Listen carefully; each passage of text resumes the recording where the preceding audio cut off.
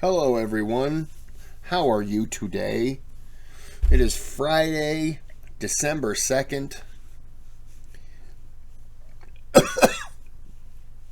6:50 p.m. I'm making some videos. You're not getting up here, no. You can be cute all you want, ain't happening. Alright. Video.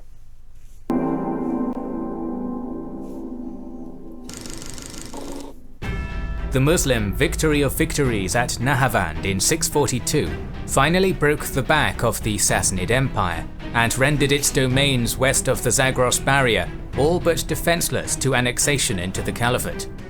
Unbeknownst to the Caliph, this climactic clash was also to have unexpected consequences for him personally. Another unexpected curveball was thrown at the ascending Islamic world, and particularly one of its most recent acquisitions, Egypt, by the Byzantines. Newly emerged from a period of internal post-Heraclean division, it would forcibly bring the Nile's Arab conqueror, Amr ibn Alas, back to the forefront of world events. Welcome to the penultimate video in our second season on the early Muslim expansion, the dawning of a new age in Rashidun history, a long overdue attempted Roman counterattack, and the Battle of Nikiou. Today's video is brought to you by Ground News. In today's world of online news and social media, seeing the full picture and staying informed is difficult, so Ground News has taken a different called Pentapolis. The Egyptian governor travelled back to Medina in order to meet with Umar, with whom he already had a somewhat tense relationship. Mistrusted by the Caliph, Amr received a frosty reception from the very start.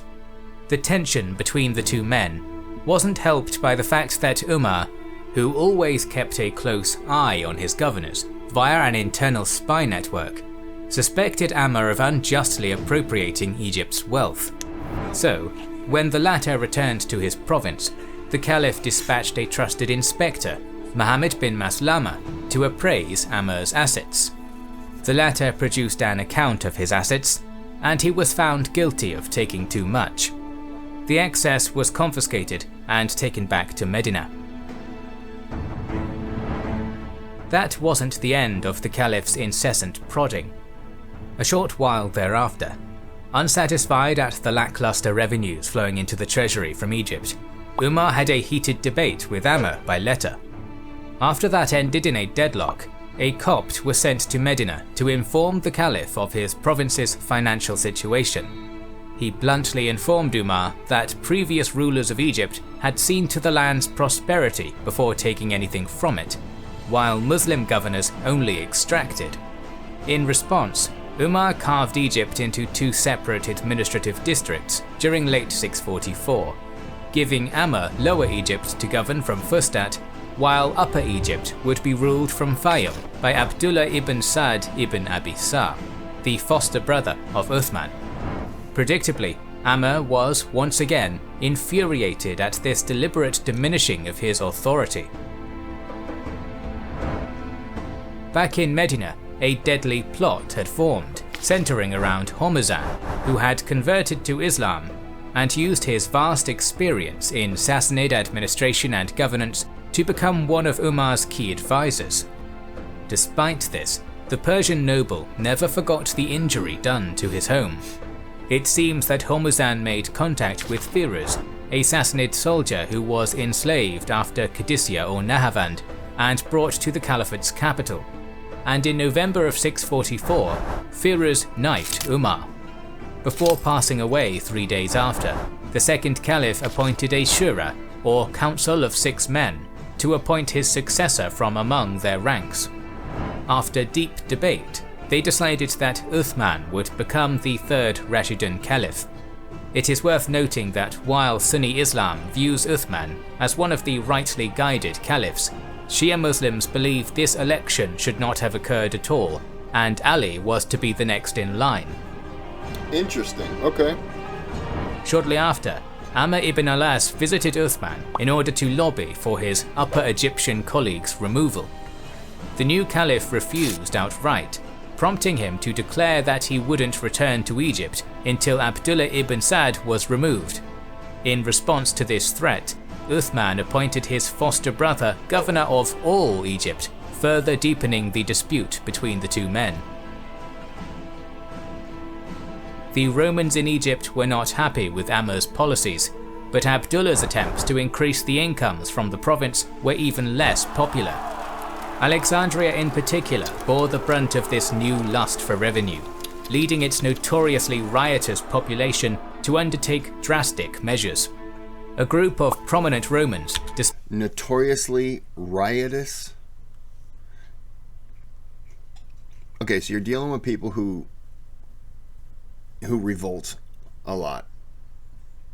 And I would say in order to deal with that, you're probably going to have to dish some money back out towards them to kind of keep them, you know, be cool. And I would say, and I'm going to butcher his name, and I've heard it, but I'm going to butcher it anyways. Amr, this guy right here. Yeah. This guy right here clearly seemed to have been doing something right. This guy, I think that was my stomach. Shut up. This guy put in, doesn't seem like he knows what he's doing, but he's new. Benefit of the doubt. Dispatched messages to the new emperor, Constans II. These letters outlined the outrages of Muslim rule and its jizya tax, but also pointed out that Abdullah had let the Nile realm's defense slip into a pitiful state, and the city was only garrisoned by a paltry 1,000 men and could be easily taken. Perceiving an opportunity to regain control of Egypt and remedy the wound which its loss had dealt to his empire and his pride, Constans began secretly amassing a great strike force of 300 ships and many thousands of soldiers, command of which he bestowed on a eunuch known as Manuel. Constance's fleet was ready after almost a year. Wow. Because the reduced Byzantine Empire was still the dominant naval power in the Mediterranean, the Caliphate having not yet developed any seaborne capacity, there was nothing to stop this fleet from unexpectedly sailing straight into the harbour at Alexandria in early 646. As the Roman sympathizers predicted, the 1,000-strong Muslim garrison was no adequate defense against this shock assault from the sea. When Roman forces landed almost unopposed, Alexandria's population simultaneously rose up against the occupying Arabs. Most of the city's garrison was slain in the brief clash that followed. However, while the invasion army began ravaging the vicinity around Alexandria, some of the Muslims that escaped travelled to Fustat and informed the governor what was happening. Abdullah ibn Sa'd didn't even have a chance to react. Lacking confidence in their new viceroy's martial ability, the Muslims of Egypt sent a delegation to Caliph Uthman, urging him to send Amr back so that he could put an end to the crisis. Understanding that Amr was both a man of formidable military talent and feared by the Romans, Uthman bit his tongue and asked Amr to take his post back. Wasting no time, the man who had conquered the Romans once before travelled to Fustat as quickly as possible with the aim of emulating his previous achievement. Upon his arrival, the morale of Islam's warriors was boosted significantly, and they prepared for war eagerly, while Amr started planning. Informed by spies and agents that the Romans were advancing leisurely from Alexandria to Fustat, many of Amr's brash officers pressed for their commander to attack and confine the enemy to the treacherous Mediterranean metropolis before all Egypt revolted against the Muslim regime. Amr did not agree with this appraisal, as he believed that this advance would stretch Roman supply and communication lines to the limit. Manuel and his army marched under the close observation of Amr's informants, who constantly reported the Romans' position and... So he, instead of charging up, he's allowing them to come down the river and then attack, because that gets them away from kind of a lot of their supplies and stuff like that. I see what he's saying. Draw them in and then attack. If he could get around here, kind of ford a river here and there, and then maybe have a unit here with some people here and people here, and then kind of come in, and then maybe they can come in and attack the ship. Like I'm a military guy. I have no idea what I'm talking about. That's what I would do if I knew what I was talking about. Strength. The land forces made their way up the eastern bank of the Nile, accompanied by a large flotilla of supporting warships sailing parallel to them on the river itself. Byzantine indiscipline began causing problems almost immediately. Roman soldiers moved from town to town, and the population was not happy with their behavior. Population wasn't happy with their behavior. This game, you're not ready for it. Well, then I don't want to play. When Manuel neared the halfway point between Alexandria and Fustat, Amma began a countermarch with 15,000 warriors of his own, moving on a direct collision course with the Romans. Both armies finally came into contact with one another near a large town known as Nikiou or Nakios. After resting for the night in their respective camps, the Romans and Muslims deployed on the cultivated, featureless and flat terrain just south of Nikiou. Amma's left, a cavalry regiment under the command of Sharik bin Sumay, rested on the Nile River, as did the Roman right. In addition to their organization in neat formations, a large number of Roman archers also embarked on the riverine ships. Once his preparations for battle were complete, Manuel ordered the Byzantine ground forces into effective bow range before coming to a halt and unleashing a destructive barrage of arrows against the Muslim position. On the river, Manuel had prepared a clever stratagem. His ships continued sailing until they passed by Amma's flank, at which point their onboard archers struck the Muslims in the flank as well. Amma's men had already been struggling to deal with the frontal volley, and so suffered terribly from the multi-directional bombardment. Sumay's regiment in particular was almost totally decimated, having been positioned closest to the river, but even Amma had a horse shot out from under him. Despite this punishment, however, the Muslims were unwilling to surrender the battlefield, and so endured the storm with considerable tenacity. Once Manuel believed that his enemy was sufficiently weakened, he called back the flanking vessels and had their onboard troops fall into ranks behind the main army, and then began yet another arrow attack against the Muslim line. The moment after the Byzantine eunuch general ordered a halt to his preliminary barrage, he directed his infantry to advance into spear and sword range. Although early Muslim armies were generally portrayed as being most comfortable in this kind of close quarters engagement, the Roman soldiers nevertheless impacted Amma's battered host with considerable ferocity, cracking their already faltering line.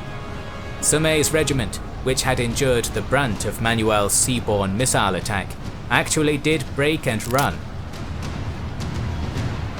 Amma hastily pulled the remainder of his men away from the Romans' attack and halted only a short distance away in order to regroup as best he could. However, Manuel, believing that the Muslims were already beaten, did not advance and finish his enemy off, instead simply waiting where he was. After a brief, eerie pause in the fighting, a magnificently dressed Roman champion, clad in gold-studded armor, rode out into the open space between the two armies and challenged the Muslims to single combat. This would give the latter time to take a breath, reform, and reorganize. So, one of Amma's favored Mubarizan, an Arab known as Hormal, accepted the Roman offer and strode out to meet the enemy fighter. With the remainder of both armies bearing witness, their respective champions initially clashed with spears, and neither combatant was able to score a decisive blow. Dropping their polearms after a certain amount of time had gone by, the champions clashed with sword and shield, but again neither warrior could get an edge over the other. This continued until the larger Roman duelist managed to disarm and severely wound Hormal with a series of fierce thrusts.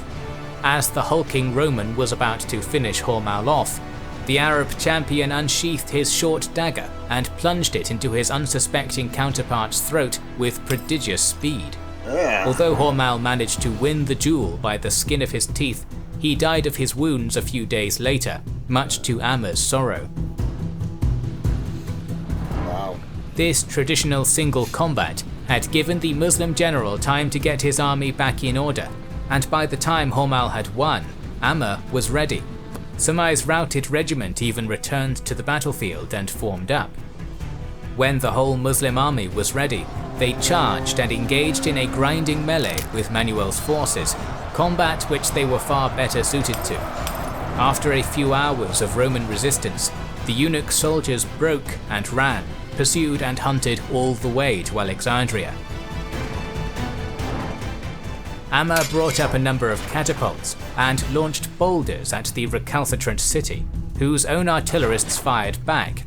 The defences nevertheless held firm under such bombardment, until one of the gatekeepers, Ibn Basana, offered to let Amr's troops inside if he, his family and property were retained, terms which the Muslim commander found agreeable.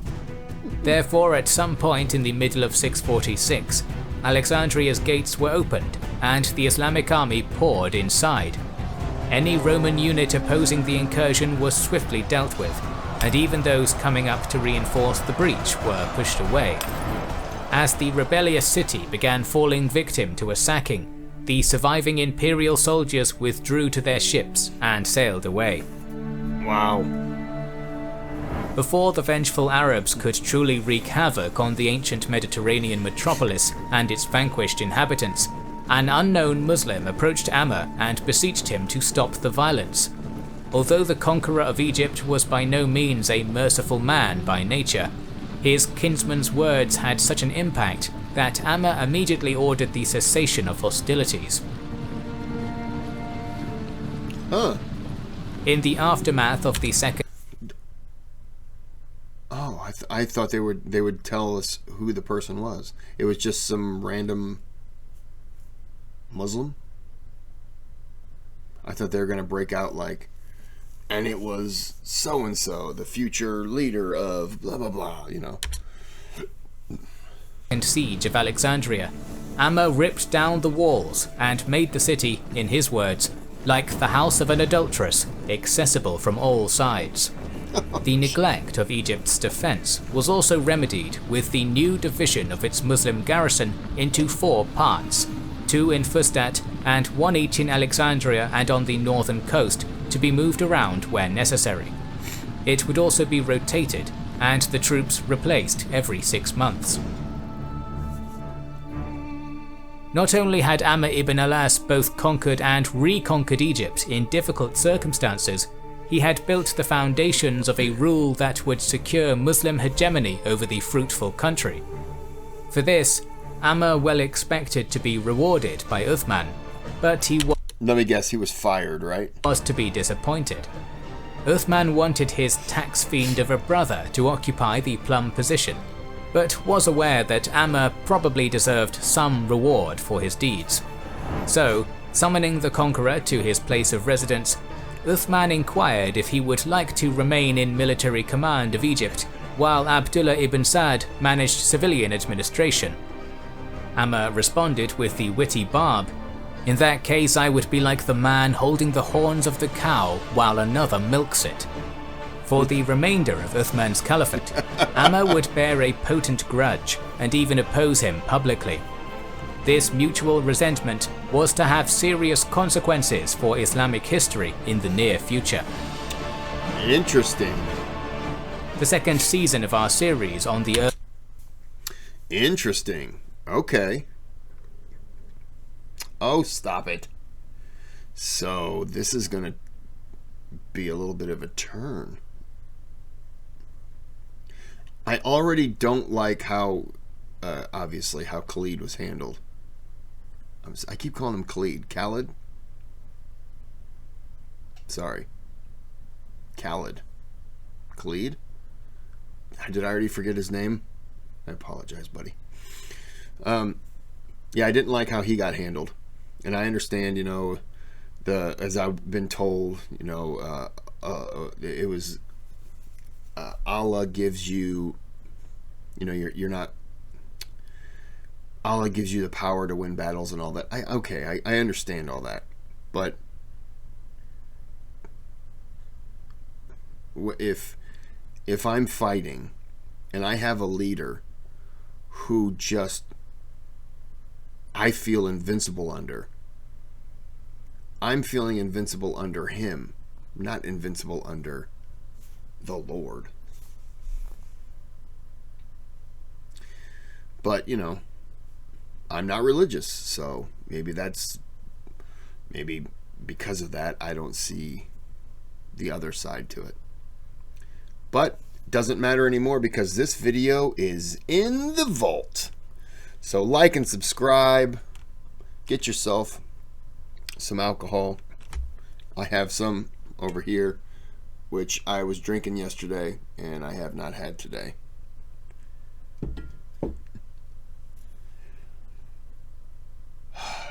No, I had some earlier. I don't remember. I'm drunk. No, I'm not. All right, I'm going to end the video here. Like and subscribe.